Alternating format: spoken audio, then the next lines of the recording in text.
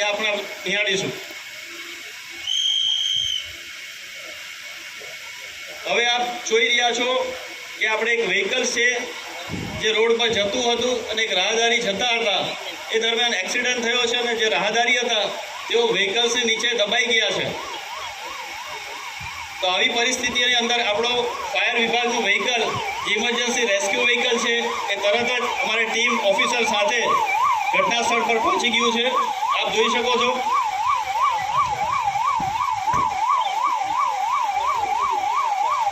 હવે અમારા fire team officer દ્વારા સર્ચ કરવામાં આવશે કે જ્યાં અકસ્માત બન્યો છે ત્યાં કેટલા માણસો દબાયા છે અને કોને વાગ્યું છે, એ રીતે ચકાસી રહ્યા છે। જોઈ રહ્યા છે કે એક વ્યક્તિ ગાડીના નીચે દબાઈ ગયા છે અને તે હાલ જીવિત છે। સાથે સાથે ઓફિસરની ટીમ દ્વારા એક એમ્બ્યુલન્સને પણ સાથે બોલાવી લેવામાં આવી છે કે તાત્કાલિક આ જે એક્સિડન્ટ થયો છે એ વ્હીકલને અમારા ખાસ ERV રેસ્ક્યુ વ્હીકલમાંથી એક લિફ્ટિંગ બેગનો ઉપયોગ કરી કઈ રીતે તેને ઊંચી કરીને વ્યક્તિને બહાર કાઢવામાં આવે છે। જીવ બચાવો એ તેઓની પ્રાથમિકતા છે અને આ ટીમ માટે એકવાર આપણે તાળી પાડી દઈશું।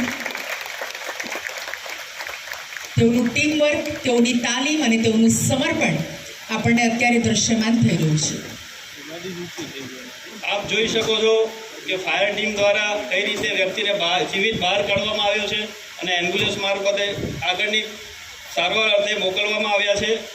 આ જે આપ ન્યુમેટિક એરબેગ જોઈ રહ્યા છો તે અલગ અલગ ટનની હોય છે। જે પ્રકારનું હેવી વ્હીકલ્સ હોય તે પ્રકારે આ ન્યુમેટિક બેગનો આપણે ટન વાઇઝ ઉપયોગ કરતા હોય છે। સાથે સાથે ERV વ્હીકલ્સની અંદર તમામ એવા સાધનોથી લેસ છે।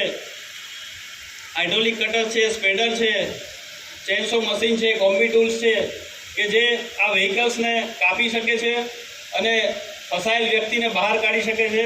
તો આપ જોઈ શકશો અત્યારે હાલમાં આપણી પાસે hydraulic battery operated combi tool છે, એ ગણતરી સેકન્ડોમાં જ કાપી નાખશે એક લોખંડના સળિયાને। તો આવી જ રીતે આવા હાઇડ્રોલિક કટર્સના મારફતે અગર કોઈ રોડ એક્સિડન્ટ કે કોઈ દબાયું હોય તો આ રીતે કટ કરીને અમે વ્યક્તિને બહાર કાઢીએ છીએ। કોઈ પણ પરિસ્થિતિ હોય કે રોડ એક્સિડન્ટ હોય, આગ હોય, કોઈ અકસ્માત હોય, તો કોઈ બિલ્ડિંગ ધરાશયી થઈ હોય કે ભૂકંપ હોય કે આવી કોઈ પણ આપત્તિ આવી હોય શહેર પર, ત્યારે આ જે ERV ઇમરજન્સી રેસ્ક્યુ વ્હીકલ છે તે એવા અનેક અત્યાધુનિક ટેકનોલોજીથી લેસ છે।